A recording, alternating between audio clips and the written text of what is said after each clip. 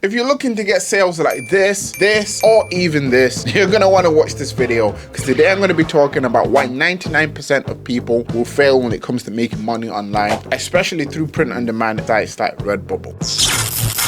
Hi, my name is Phil and welcome to the Money Game YouTube channel. I make print-on-demand content to both motivate and give you guys tips and tricks on how you can improve your print-on-demand shops, and I've helped people like this, and this get their first online sales through my videos as well as through my free and paid guides. And if you're new around here, make sure to hit that subscribe button with the notification bells turned on to make sure that you're not missing out on any videos with tips that can allow you to make some extra cash online. Now in this video I'll be going through will fail when it comes to making money online through print on demand, and this honestly goes for any site that allows you to put designs or products and sell them for a profit. Now the first reason is that most people don't plan ahead, and by this I mean at the start of the year they don't look at the holidays coming up and prep in advance. Now if you're someone that doesn't already do this, what can you do to be better organized? I mean, in this day and age there's so many things you can use to make your life a lot easier. You can literally go on ChatGPT or use AIs to find out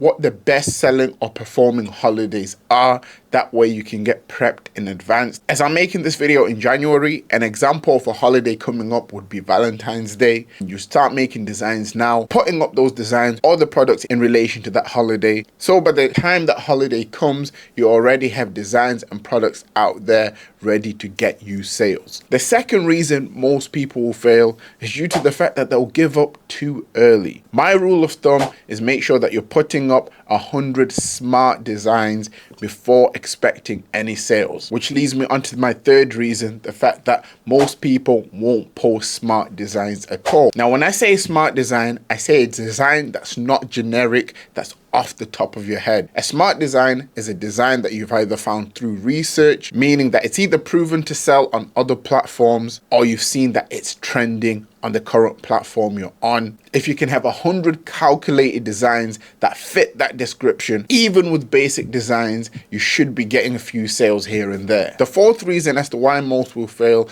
is due to the fact that they don't know where to even find trending design. Now, if you're using a site like Redbubble, the search bar will actually give you an indication of which ideas or topics are trending, and you can literally put in a letter on the search bar and it'll show things that are trending under that letter in terms of keywords, and you can literally go through the whole alphabet just to get a rough idea of which keywords are trending. And if you want to take it to the next step, you can even go into sites like Etsy that will show you how many people have bought a certain design or certain product, which will prove to you that it's already selling somewhere else. Or if you really want to speed up the process, you can use sites like Merch Informer that draw information from Amazon showing the best selling t-shirt designs, and you can get those designs, recreate them in your own way, and then spread them across multiple different print-on-demand platforms. Now the fifth reason as to people failing, especially on Redbubble, would be the fact that people don't set up platforms. They'll upload a design, and then the next time they upload the design, they start the whole process from scratch. For those who don't know, on Redbubble, once you upload a design, you can save that template. So then the only thing you need to do next time is change the image, and then you can change the title a little bit and the rest of the information, but you don't have to keep doing all the work every time you upload a design. This saves time. It will allow you to post your first 100 smart designs even quicker, and that way you can find out what's working and focus on putting out more of that. Now the sixth thing most people won't do is that when they upload a design, they won't activate all the products. Now for example, Redbubble now has over 100 products, and every now and again they're always adding new products, so it's important to make sure that you don't have anything grayed out and that all your products are actually activated to give you the best chance in getting sales. If you happen to find a trend or jump on a trend early, this might also give you a competitive advantage,